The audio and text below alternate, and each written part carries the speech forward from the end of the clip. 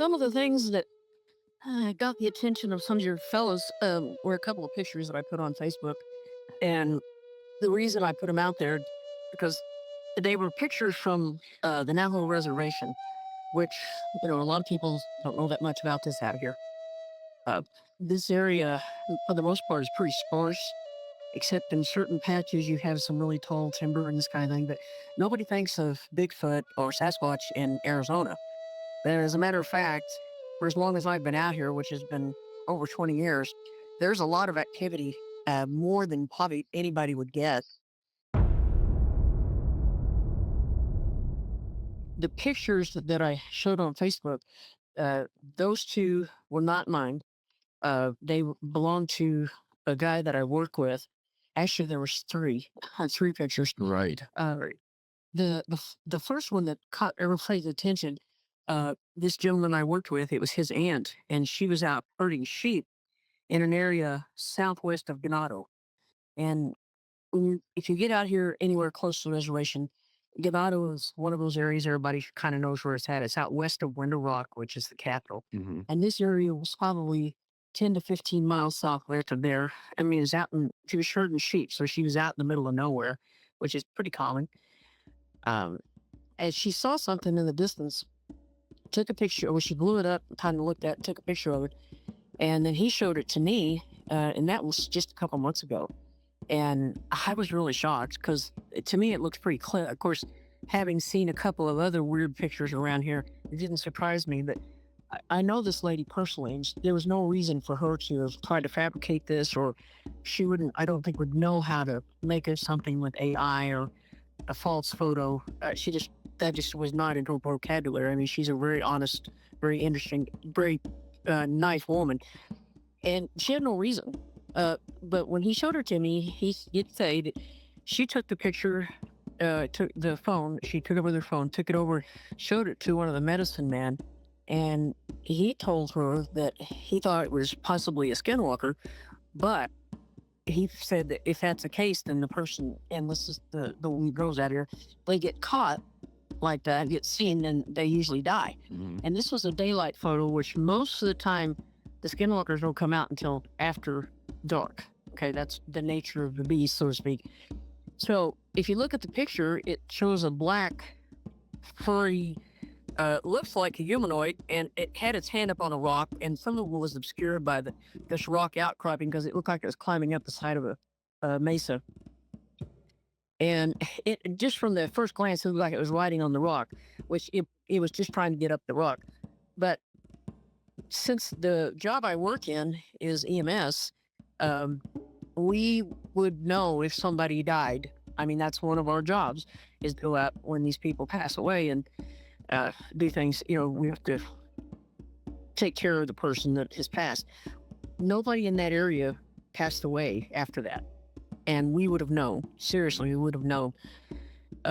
So my first thought when I saw the picture, I said, that's a Bigfoot. Where did she see this? And he kind of gave me a general direction. Like I say, it's out west of Route 15, southwest of Ganado, and it's out in an area that's pretty remote. So it's just not like anybody would be out there for any reason. So I haven't had a chance to talk to her specifically, but I did talk to him, and he had also had an encounter right there close by in Ganado. And so this is not an unusual thing. Actually, I've gotten in the habit of talking to people about these things, and you'd be surprised how many people in that area have seen them.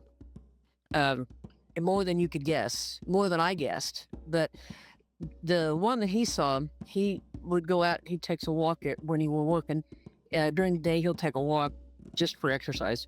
And we're talking right there in Ganado. There's a school there, and right above to the east of this school, there's a little hill there, and the kids have made a big G for Ganado on the side of that hill. So he goes by there. It's about a mile loop from where we actually recorded. And he was walking by, and he saw something on top of that hill. And it surprised him. In fact, when he came back to the quarters, I didn't know what had happened, but I knew something was wrong just by the way he acted. He was kind of freaked out. Finally, I got to find out what was going on, and he showed me the picture. And I don't remember if I put that one on Facebook, but it had Oh, there we before.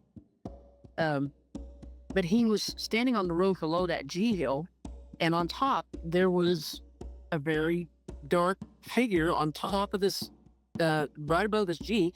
There's an old dead snag there, and it was standing right there. And he was, like I said, he was really shook. He came back in a hurry. So about an hour later, his wife got off work and they went back down there, and she stood in the same spot he did, and he went up to the snag and stood there, and they took a second picture of him standing in the same spot. And the one that he had, even though it was a little blurry, which a lot of them are, it was about a foot or a foot and a half taller than he is, and he's 6'2". So it was pretty big. And then later on that week, there were some other people that saw it north of there. There's a lake there, and in a wash down below the dam in the lake, they saw it and they found footprints down in there. And then later on, about 2 or 3 days later, it was seen again north of there, east of Chinley, in a place called Maslini, and some people surprised it in the brush. And we think it was the same one because of it was a black or dark black one, a pretty good size. Can't prove that, but the timing was pretty impressive. He saw it. A few days later, they saw it down by the water by the lake. And then about 2 or 3 days later, it was seen about 10 to 12 miles north of there. So that timing sounded pretty good. The third one, which I know I did put on Facebook, and it's made the rounds, and it just surprises me the way people blow these things out of proportion and say, oh, well, it's doing this, it was doing that. Oh, yeah. No, it wasn't. I talked to the person directly. I mean, I talked to the guy that saw the third one, and his sister works for Game and Fish for the tribe. And he was working with me at the time. We had different partners, and he was off, and he sent me the picture, and he said, look at this. And I called him and talked to him, and plus I, talked to him at work, and he was shook too. It surprised him really bad. This was on a regular, one of the main thoroughfares that cuts between Highway 191 and Route 15, a place called Navajo Station Road. There's about 15 miles of road through there, maybe 16 or 17, but it's a very long backwoods road. It's caved in spots, but it's really rough. And he lived over the hill down in the valley to the south of the road. And in order to get any phone calls or anything like that, he would have to go from his house up on the side of the road in the morning to be able to get cell signal, because where he lived, he had none. So that morning he was up there getting his messages and, making phone calls and whatever he had to do. And he said he saw something move, and he kind of looked, and it surprised him because he didn't expect anything out there. And it disappeared, and then he started to go into the brush or go down to the house, and he saw it again. And this time he had his wits about him enough to take a picture. And what this one shows is the back of a kind of a golden haired looking one. And you can see the muscular turn its back, but all you can see is like the shoulders and the back and a couple of the arms, and it was going into the brush. And he said it had a board from an old abandoned building, a structure on the north side of the road. It looked like it was playing. The thing is, this one was only about 3.5 feet tall. He believed it was a juvenile. And that one I know was investigated pretty thoroughly, because I know that his sister said that the PD came out and Game and Fish comes out. They have a special unit here on the res that they go out and investigate these things. The rangers do. Every time they get a sighting, they go investigate them. They have had programs at the tribal center about Bigfoot on the res. I mean, it's pretty common, more than people want to think, that they see them, they either see the press, they see the creature itself. There's all kinds of reports of these things. It's not unusual out here to get these. So they came out, investigated this sighting, took measurements, the height of the brush and stuff like that, and they agreed that it was about 3.5 feet tall. So later, needless to say, this one hit Facebook pretty quick, and everybody out there saw the pictures, and he went to a chapter meeting shortly after that, and several of the people asked him about it, and he was all embarrassed because, they don't like the notoriety.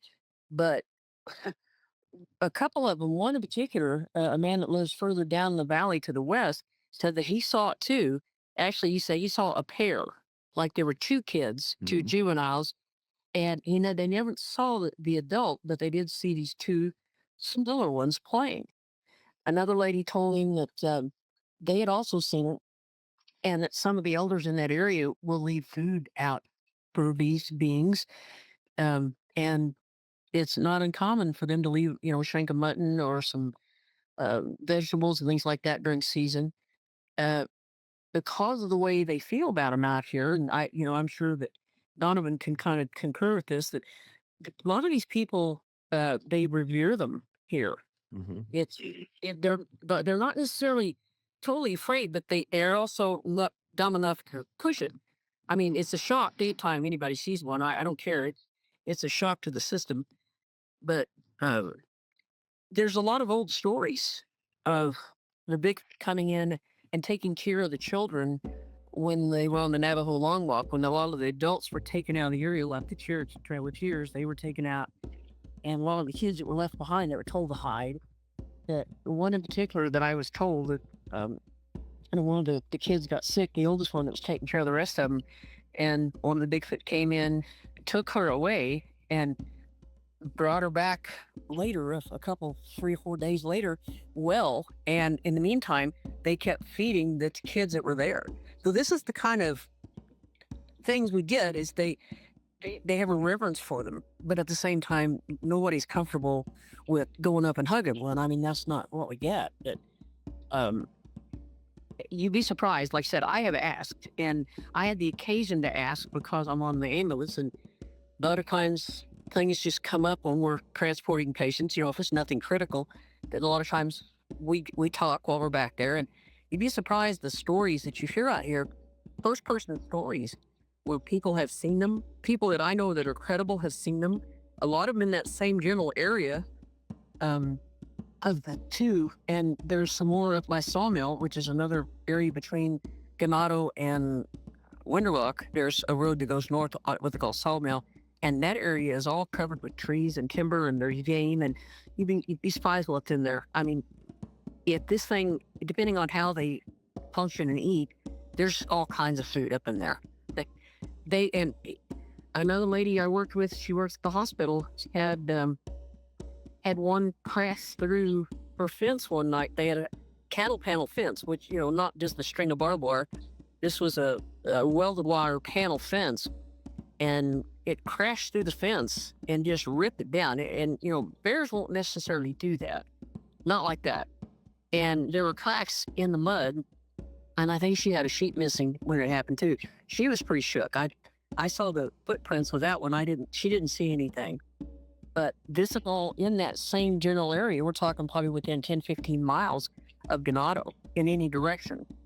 And every year when they go out pinon picking, we get more reports of people not getting lost necessarily, but getting back into the woods, picking piñons, and bumping into something that they didn't expect. And we've had several reports of Bigfoot a couple of years ago that different people in the same general area were bumping into one, and that was southeast of Ganado.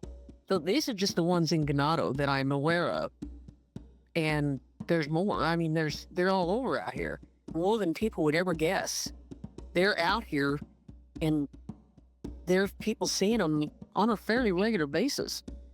Well, as much as you can, but there's not only here, but on the Apache res, when I worked down there, we had people bumping into them, incredible people, police officers. Actually, one police officer bumped into one, scared the life out of her to the point she'll never work nights again. And they got hair from that one. It went to a fence, and they got some hair and had it checked, and they couldn't figure out what it was. And up around, there's a ski resort down south of me, and they have had sightings up near that ski resort. It's a recreational spot in the summertime. In the wintertime, nobody can go in there because the snow's too deep.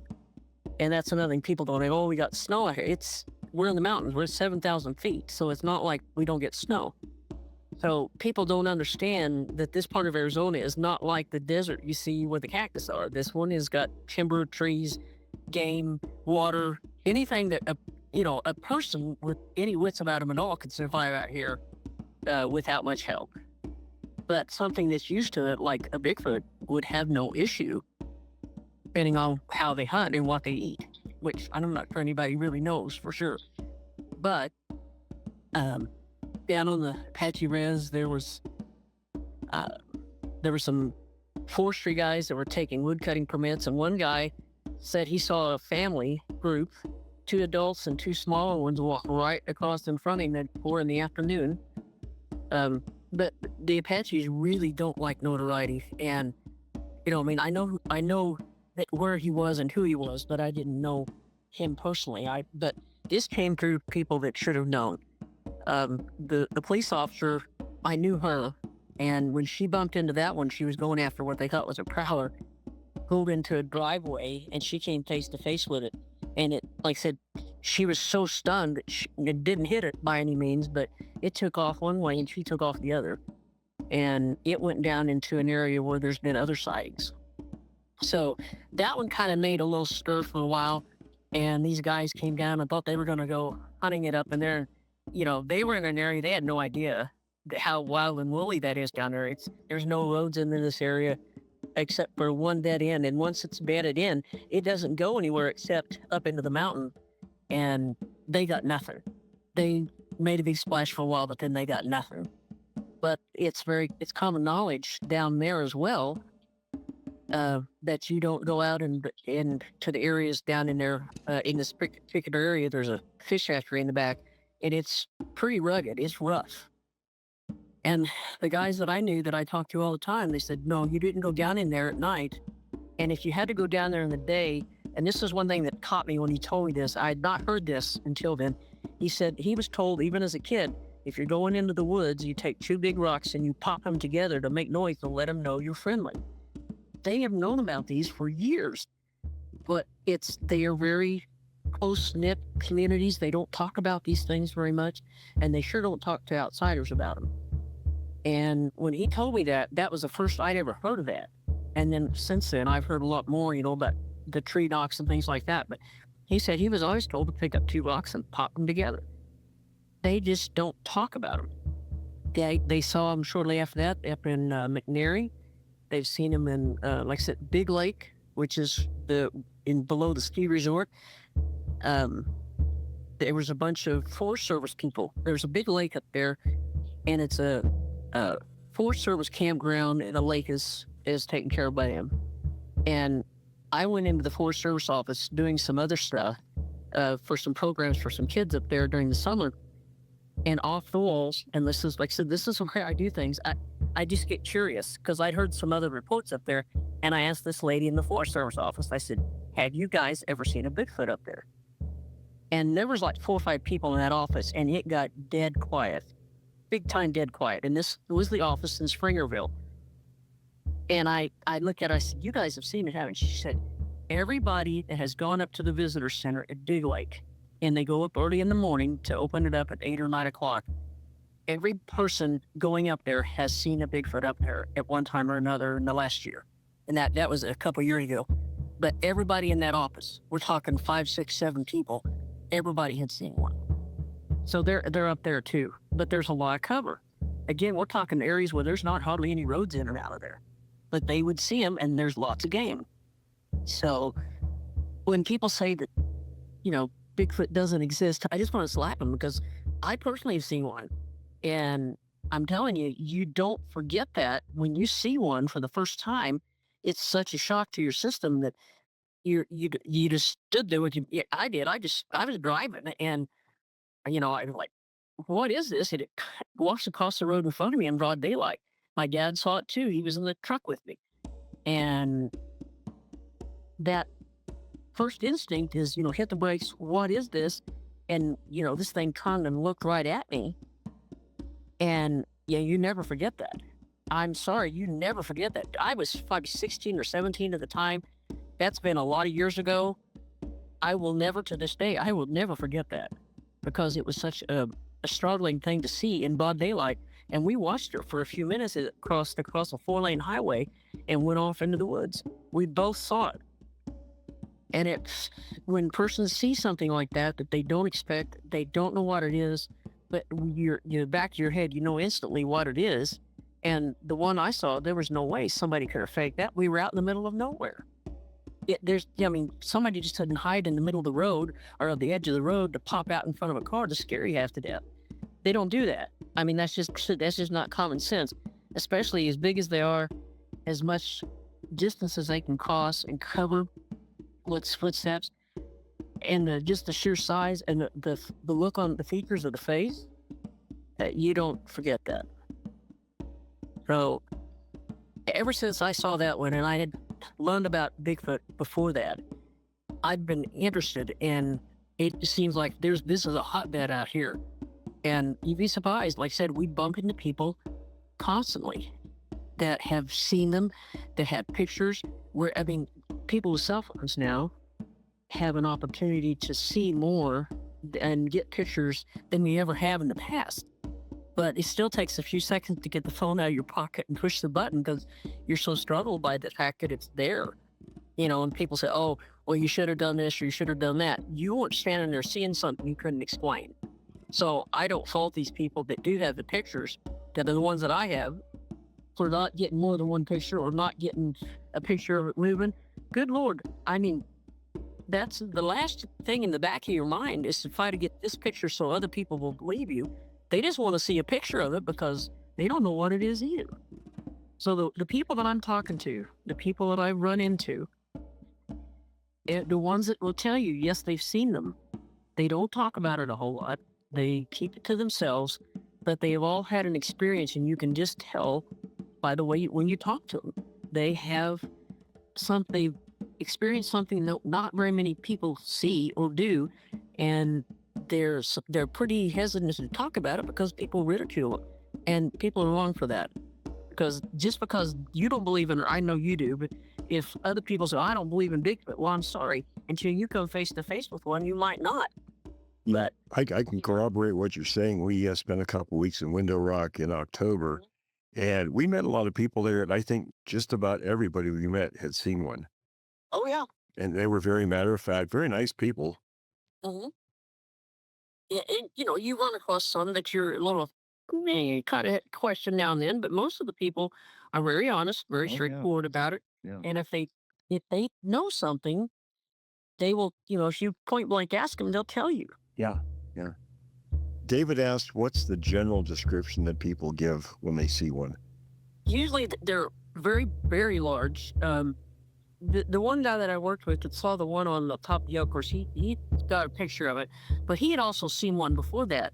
And the thing that surprised him was the size, 6 to 8 feet. And he also saw that one. This was when he was much younger, cross the road in like 2 steps. And what you would take you and me, take me 5 or 6 or 8 steps because I'm short. But this thing just crossed across a regular highway in 2 steps. And that's what I think surprised most of the people was the size, the sheer size of these things. And none of them that I've seen, except for the one picture that the one guy had of the small one, that's the first one I've ever seen that was short like that. And you could tell by the brush and stuff in that picture that it was definitely not a tall one. Yeah. But the brush is deceptive because, if you think of it being a 6-foot or an 8-foot creature, you're thinking, oh, that's a big brush. Well, not in that area. It was not. I guess you don't really have anything for scale in that picture. That's why it's deceiving. Right, yeah. And I'd laughed. Other people, this one guy had it on YouTube, and he was saying, oh, it's got a deer against. It's like, no, it didn't. It had a board in its hand. People imagine. It wasn't carrying a deer. Yeah, people imagine all kinds of It things. just angers me when they do that and make up stuff when they weren't there. They didn't talk to the guy. I did. Right. And, I tried to give him what he told me exactly. And they still want to go, well, they want to see this and they want to do that. No, I'm sorry. That's not the way it was. Right. So, yeah, I said, it's just, to me, it's fascinating. I am absolutely fascinated when I get a chance to talk to some of these people and see if they have any more details. Because, I said, I know they're in there. Having seen one myself, like I said, you don't forget it. And it just puts you on a quest for the rest of your life. To me, It does, yeah. it's like, I want to see another one. I want to see another.